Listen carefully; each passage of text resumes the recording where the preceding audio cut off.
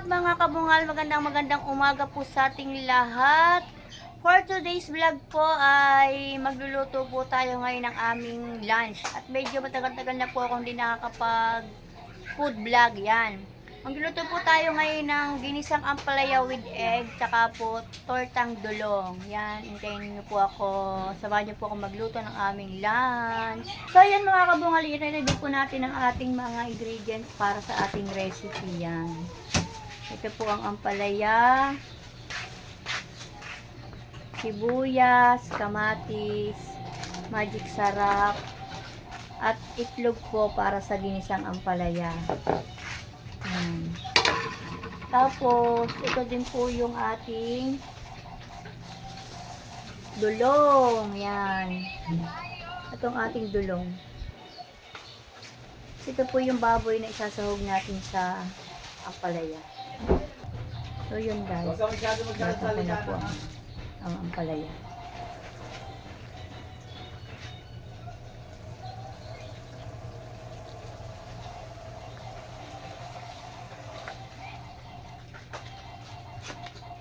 Hindi mo asin. Lahat mo na, tapos bumili ka na lang. Magic sarap pa yan.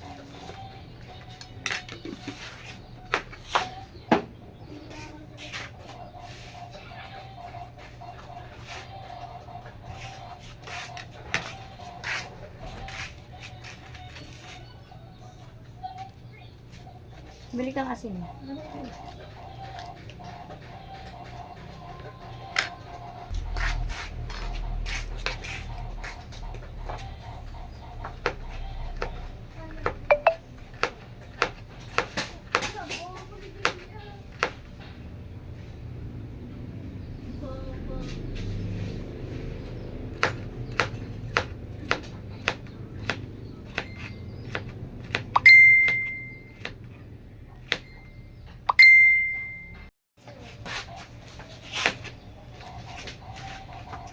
Huwain ko po muna yung ampalaya.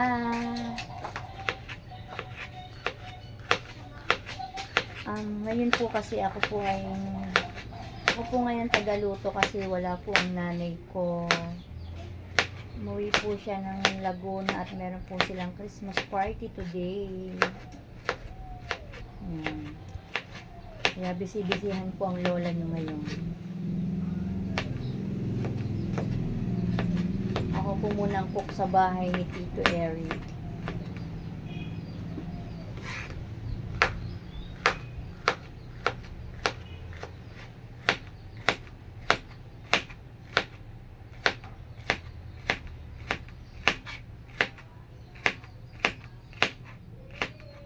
So yun mga kabungal, advance Merry Christmas po sa ating lahat. Ang napis ko po ito, ang food vlog. Kaya naisipan ko po i-vlog ngayon yung lulutuin ko. Yan. Tagal-tagal ko na rin po kasi hindi nakapag food vlog.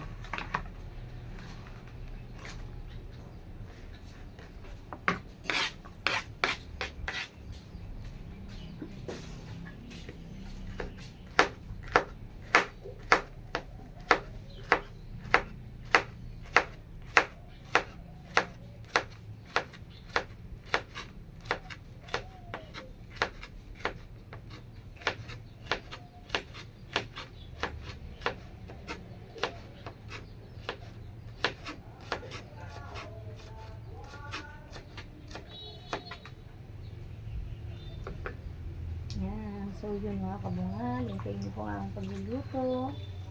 Namiss ko po talaga ang food vlog. Kaya naisipan ko pong i-vlog yung aming lunch.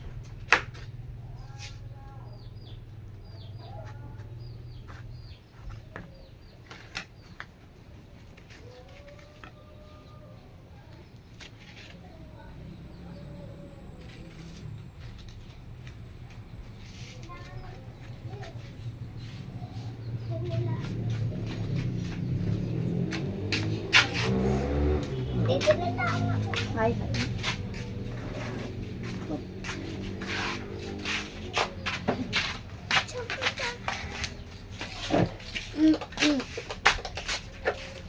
sige yan. Napalikan natin sa hargit.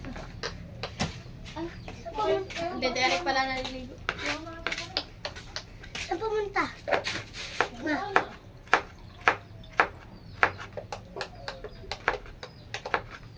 Anong kaniwa?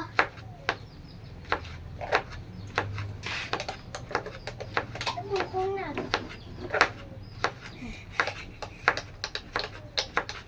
Binagsak ni Julia. Akala ta nasira yung pala baliktad ng battery.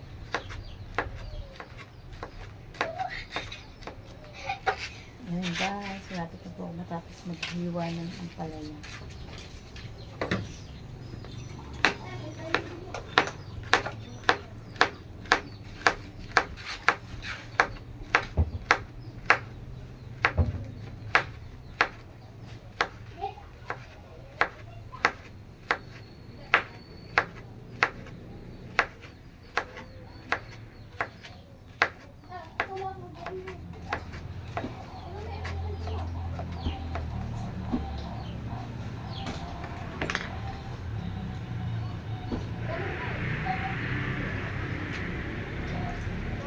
Ito nga po palang ampalaya, binabad ko po sa tubig na may asin. Para po hindi siya masyadong mapait.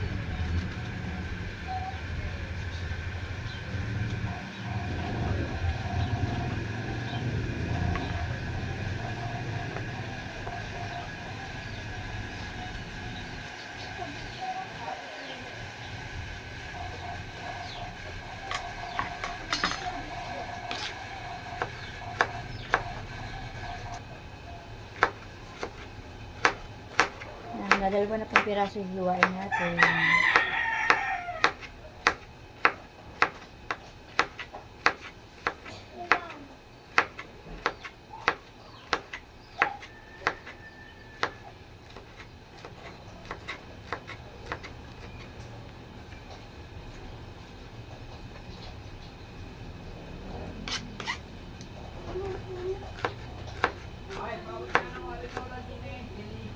So yun mga kabungay, tapos ko na pong hiwain ng ampalaya. At ngayon po ang kamatis sibuyas. Isa nga lang po binili kong kamatis kasi po bawal po sa Tito Eric yung kamatis. Kaya isa lang po nilagay ko. Para lang po siya may kaunti. Bawal po kasi sa Tito Eric ang kamatis.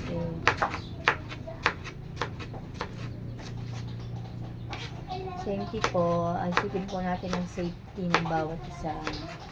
Hindi po kasi pwede sa kanyang kamatis, kaya isa lang po nilagay ko, marasang lang po sa ampalaya. Yan. At ang ang dinagdag ko po dito ay parang nagustuhan ko po kasi ang tortang dulong. Kaya po, bumili po ako ng tortang dulong. Nahiwa ko na po ang kamatis sibuyas. Bali, atim lang po nga namin itong ampalaya sa tubig na may asin para hindi po siya masyadong maalat.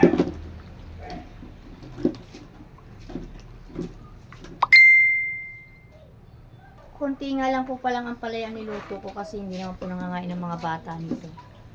Bali, 3 lang po kami, Tito Eric, ako, tsaka po si Jerby.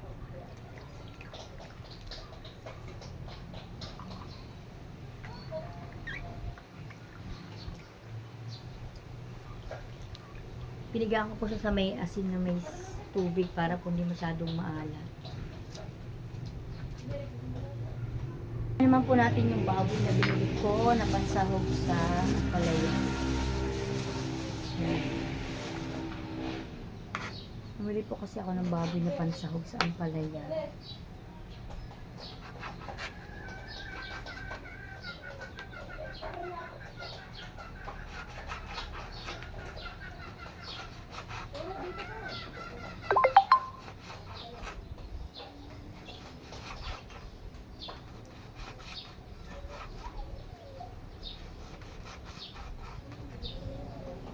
Ginagayat lang po natin yung pansa sa ampalaya.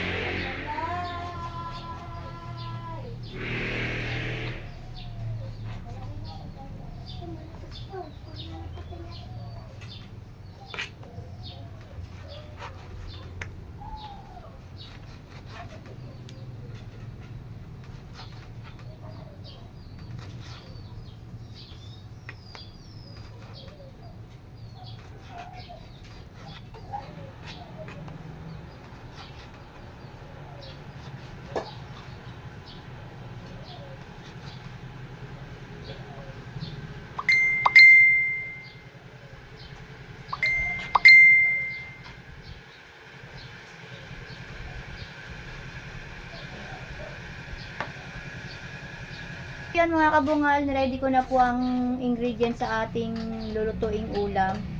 At after ko pong ginigisa ang ampalaya ay akin din pong hugasan yung aking biniling dulong kasi nagustuhan ko pong magluto ngayon ng dulong. Yan. Ano? Papa? So yan mga kabungal, may ako na nga po pala yung dulong. Unahin po natin lutuin ay yung ampalaya. Samahan niyo po ako.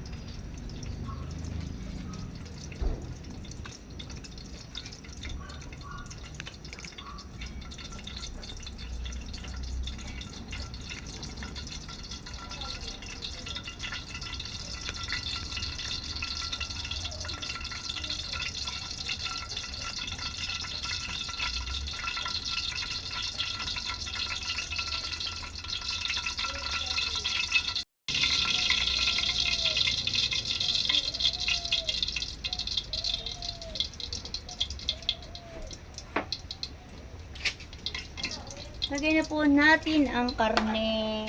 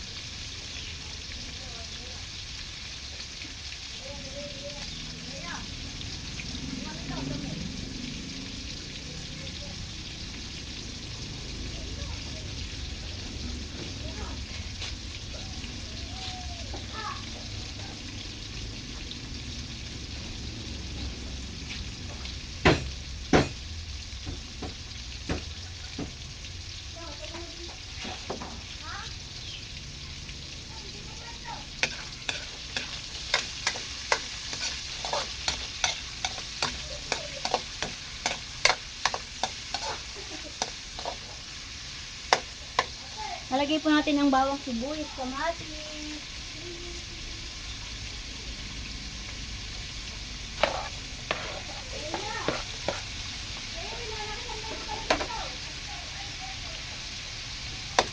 Yan. Nalagay ko na po ang bawang sibuyas, kamatis.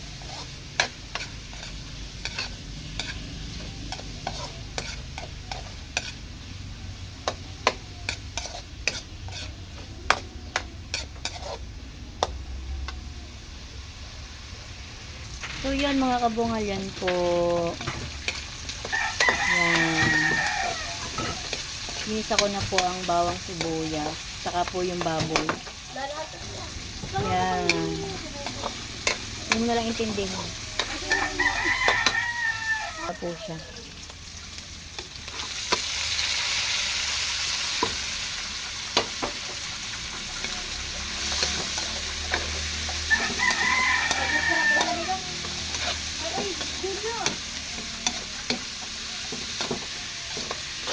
Wala, okay lang yun.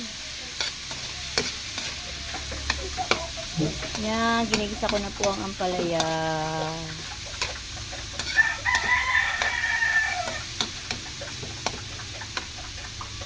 Yan, so yan mga kabungal, lalagay na po natin ang itlog.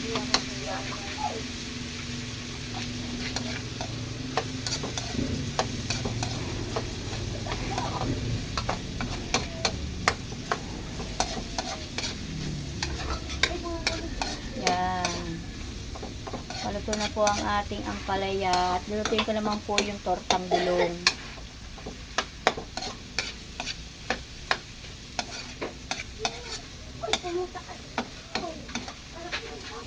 Yan, atin lang po pakakuloan ng kaunti at lutuin na po natin ng tortang dulong. So yan mga kabungal, yan po ang ating recipe ampalaya with egg. Yan, pinapalambutan ko na lang po yung ampalaya. At ang isusunod ko naman pong lulutuin ay yung tortang dulong namin. Yan. Thank you po. Thank you po sa another blessing sa araw-araw. So yan mga kabunga lang, atin naman po lulutuin ay ang ating dulong. Ito.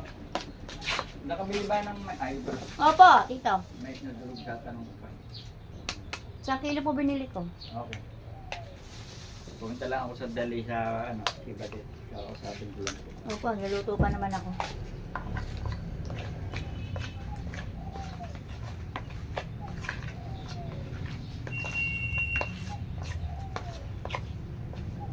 Nilagay ko na po ang isda, ay ang itlog.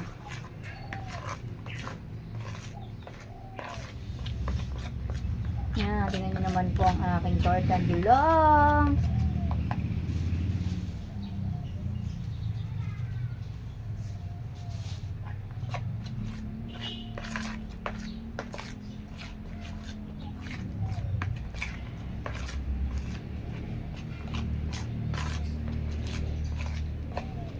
Nalagyan po natin siya ng sibuyas.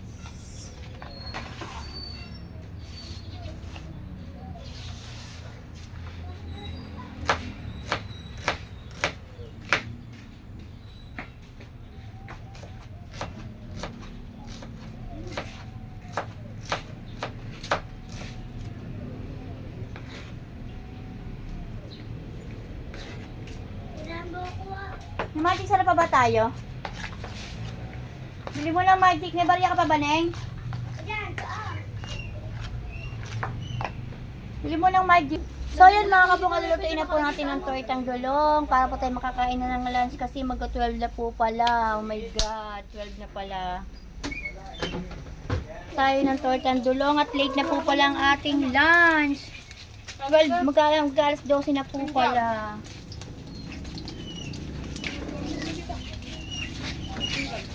Ha? Eh, ito ba ito, di ba?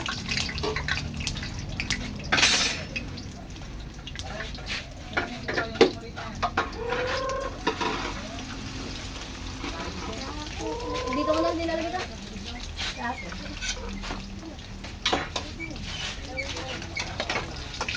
Plastic na dito.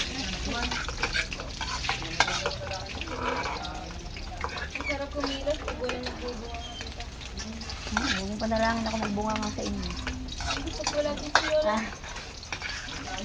Ibig ko sabihin, ayaw mo na pabalikin si Lola dito? Para wala na po bunga. Tawagan ko.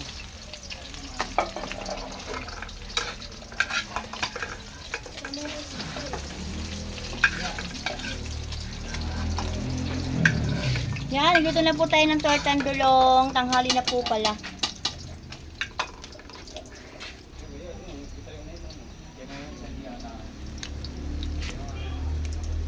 Yan, nagluto po tayo. Nagmamadali na po ako at late na po ang aming lunch. Po ako ay nagre-ready na po sila ng pagkain namin yan. Nagre-ready na po sila ng pagkain habang nagpiprito po ako ng tortang dulong. Yan, shout out po sa aking mga katulong. So yan, makabunga, luto na po ang ating tortang dulong. Tawagan ko. So yan, makabunga, yan po ang ating tortang dulong at paluto na po. At kakain na po kami ng lunch. Yan. Nagsiset na po kami ng lunch. So yan mga kabungal, nakaluto na po tayo ng ating lunch. Tortang dulong at ampalayang, ginisang ampalaya yan. So yan, naka-ready na po ang ating lunch. At Bigay mo sa kanya. maraming salamat po sa Buksan inyong mo lahat lahat, at sa bigay lahat mo po sa ng kanya. blessing Alam na na niya yan. natanggap namin. At wag niyo pong kakalimutan mag-subscribe, click the notification bell para updated kayo sa aking mga video. Bye-bye! Yung ibabaw lang.